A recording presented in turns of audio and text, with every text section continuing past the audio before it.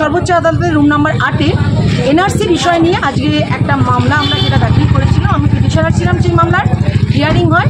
সেই মামলাতে আমরা আজকে একটা অর্ডার সামনের মঙ্গলবার আমাদের সে একটা হিয়ারিং রাখা হয়েছে।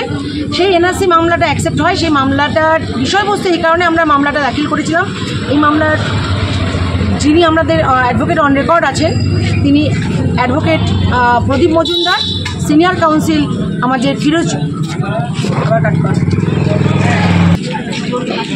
নমস্কার, আমি advocate Paramita Deb from Calcutta high court.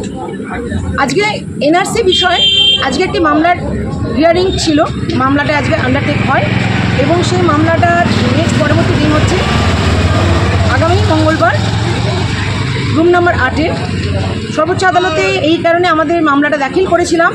এই মামলায় যে বর্তমান আমাদের ইন্ডিয়ান সিটিজেনশিপ কার্ডের জন্য আমরা যে প্রেয়ার রয়েছে, এই এনআরসি মামলাটা ভারতে কিন্তু লাগু হয়ে গেছে, কিন্তু সেখানে দেখা যাচ্ছে আমাদের পশ্চিমবঙ্গে এই এনআরসিটা কিছুতেই লাগু হচ্ছে না এবং সেখান থেকে আমরা দেখেছি আসামেও এখানে কিভাবে কাজ শুরু হয়েছে, কিন্তু যেখানে আমাদের পশ্চিমবঙ্গ রাজ্য সরকার এই বিষয় সম্পূর্ণ চুপ হয়ে রয়েছেন এবং সেই বিষয় নিয়ে উনি কোনো রকম মন্তব্য করলে উল্টো বিষয় আমাদের মাননীয় মুখ্যমন্ত্রী সেখানে আখ্যা দিচ্ছেন।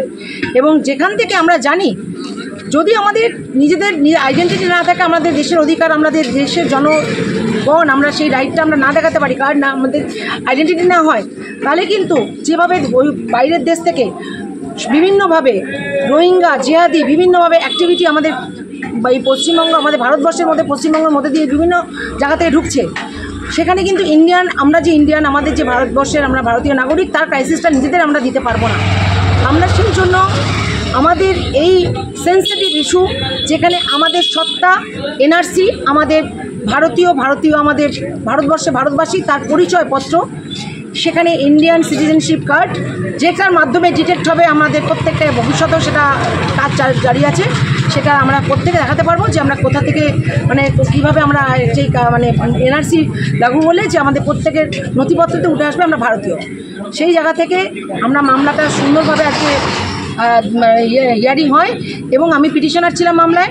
আমাদের মামলায় অ্যাডভোকেট অন রেকর্ড ছিলেন মাননীয় অ্যাডভোকেট প্রদীপ মজুমদার এবং সিনিয়র কাউন্সিল ছিলেন ফিরোজ ইদুলজি এবং আমাদের লার্নেড কাউন্সিল ফিরোজ ইদুলজির সঙ্গে ব্রতিন দে।